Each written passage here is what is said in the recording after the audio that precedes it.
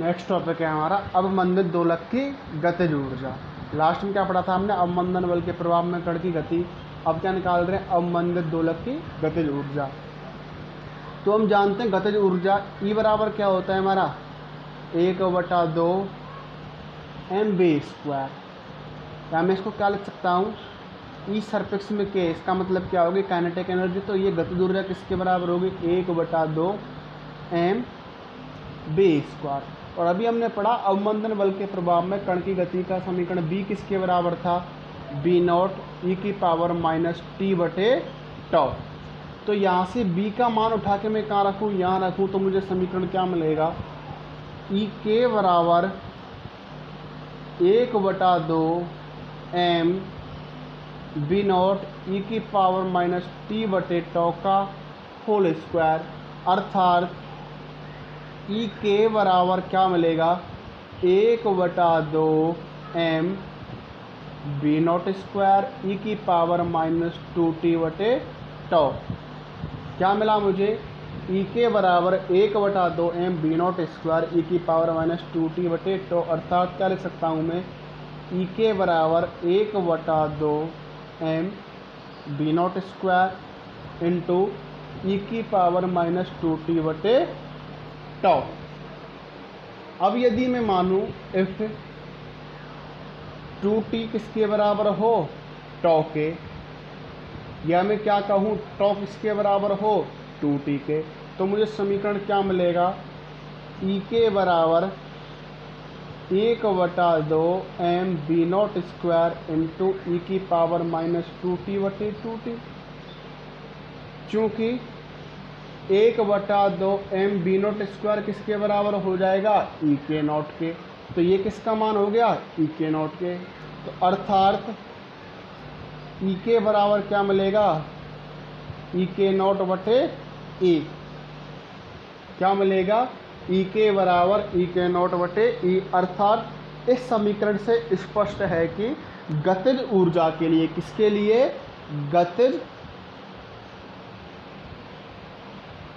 ऊर्जा के लिए विश्रांति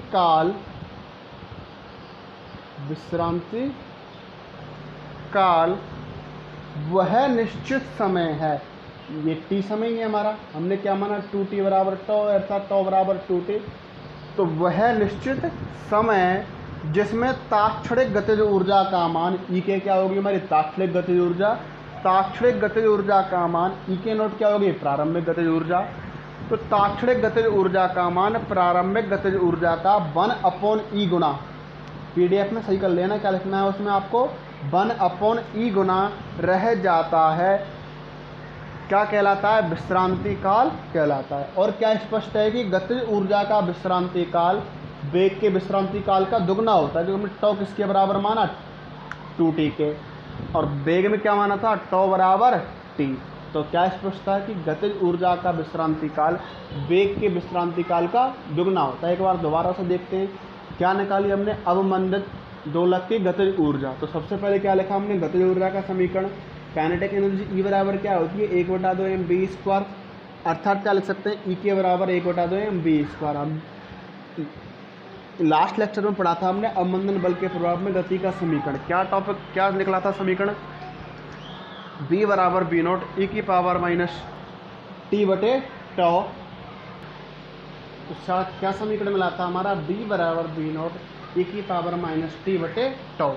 तो यहाँ से हमने b का मान कहाँ रखा है? यहाँ पर।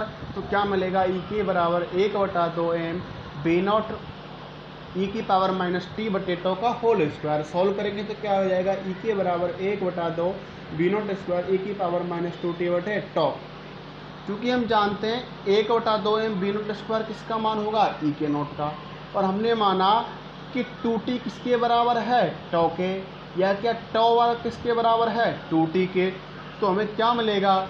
ई के बराबर 1/2 m b0² इंटू e⁻2t/τ, अर्थात ई के बराबर ई के नॉट बटे ई।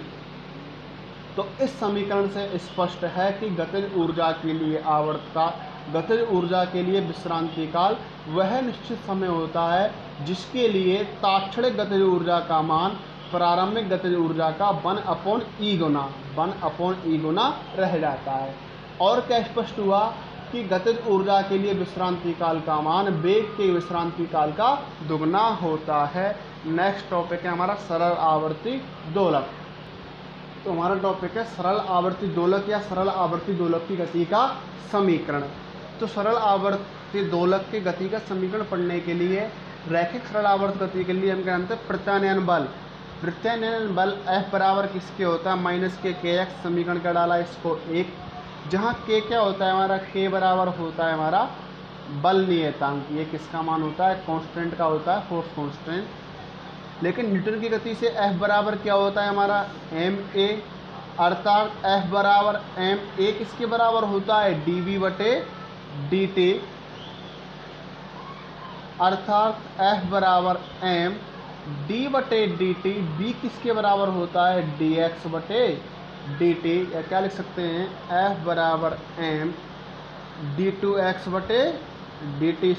समीकरण 2, ये भी समीकरण 1, ये समीकरण 2, दोनों की LHS बराबर है तो RHS क्या हो जाएगी, ये बराबर, अर्थात क्या मिल जाएगा, m d2x/dt² किसके बराबर मिलेगा, माइनस के kx, अर्थात m d2x/dt² प्लस kx बराबर किसके मिल जाएगा, 0 के। यदि मैं m का प्रत्येक पद में भाग में लगाऊंगा तो क्या मिलेगा, d2x/dt² प्लस k/mx बराबर 0। अब चूंकि √k/m किसके बराबर होता है, ओमेगा नॉट के, तो k/m किसके बराबर हो जाएगा, ओमेगा नॉट स्क्वायर के। तो मुझे क्या मिलेगा, ये समीकरण यहाँ से d2x/d2² plus omega naught square x बराबर 0। यह समीकरण सरल आवर्ती दोलक की गति का समीकरण कहलाता है। तो हमने क्या किया, सबसे पहले क्या किया कि सरल आवर्ती दोलक के लिए प्रत्यानयन बल F बराबर क्या होता है, माइनस kx। समीकरण है चूंकि F न्यूटन के नियम से F बराबर ma, a बराबर dv/dt और b बराबर dx/dt, तो क्या मिला, F बराबर m d2x/dt²। समीकरण 1 और 2 की LHS बराबर है तो समीकरण क्या हो जाएगी, RHS बराबर कर देंगे। तो क्या हुआ, m d2x/dt² बराबर माइनस kx, इसको इधर लाएंगे प्लस का हो जाएगा, m का भाग लगाया। लेकिन हम जानते हैं √k/m किसके बराबर, ओमेगा नॉट के, तो k/m किसके बराबर है, ओमेगा नॉट स्क्वायर। तो क्या मिला, d2x/dt² plus omega naught square. निकालेंगे सरल आवर्त दोलक का आवर्तकाल। तो आवर्तकाल निकाल रहे हैं, चूंकि आवर्तकाल t किसके बराबर होता है, 2π/ओमेगा नॉट, और हमारा ओमेगा नॉट का मान क्या था, ओमेगा नॉट किसके बराबर था, √k/m। तो यहाँ से t बराबर क्या मिल जाएगा हमारा, 2π/√k/m, अर्थात t बराबर क्या मिल जाएगा, 2π/m/k। ये क्या निकला हमारा, सरल आवर्त गति के लिए आवर्तकाल। सरल आवर्त गति का समीकरण क्या निकला था, d2x/d2² plus omega naught square into x बराबर 0। यह समीकरण तभी सत्य होता है जब निकाय पर कोई अन्य बल कार्य नहीं करता है, अर्थात अवमंदन बल कार्य नहीं करता है, या निकाय पे कोई अन्य बल कार्य नहीं करेगा तभी यह समीकरण लागू होगा, अन्यथा यह समीकरण लागू नहीं होता है। तब इस समीकरण को हम कहते हैं सरल आवर्त गति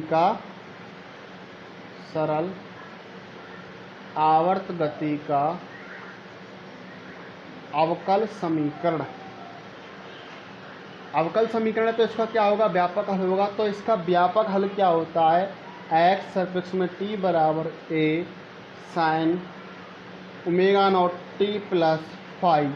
ये क्या कहलाता है, इस अवकल समीकरण का व्यापक हल, जहाँ पर xt क्या कहलाता है, हमारा तात्क्षणिक विस्थापन। xt होता है हमारा तात्क्षणिक विस्थापन। ये क्या कहलाता है, हमारा माध्य स्थिति में अधिकतम विस्थापन। और ओमेगा नॉट होती है प्राकृतिक कोणीय आवृत्ति, प्राकृतिक कोणीय आवृत्ति तथा फाई बराबर होता है प्रारंभिक कला कोण, और omega naught T plus phi होता है हमारा कुल कला कोण। यदि साम्य अवस्था में गति करना प्रारंभ करता है तो प्रारंभिक कला कोण फाई शून्य रहता है। यदि क्या कह रहे हैं हम, इफ जो कण है हमारा, यदि जो हमारा कण है साम्य अवस्था में क्या करेगा, गति करना प्रारंभ करता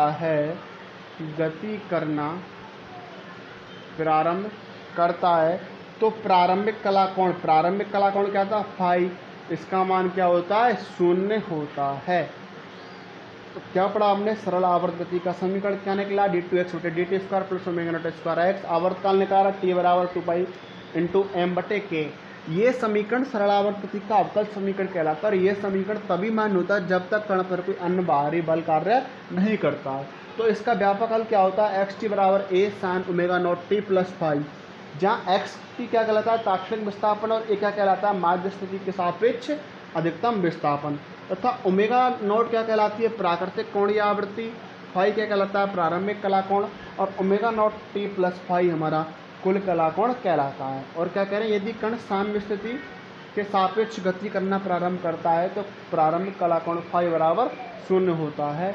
नेक्स्ट टॉपिक है हमारा अवमंदित सरल आवर्ती दोलकीय गति का समीकरण, अर्थात अब जो हमारा क्या है, सरल आवर्त गति के है, अब उस पर जो कण है उस पर बाह्य बल और कार्य करेगा। तो इसलिए नेक्स्ट टॉपिक है हमारा अवमंदित सरल आवर्त गति का समीकरण, उसे नेक्स्ट लेक्चर में कंप्लीट करेंगे।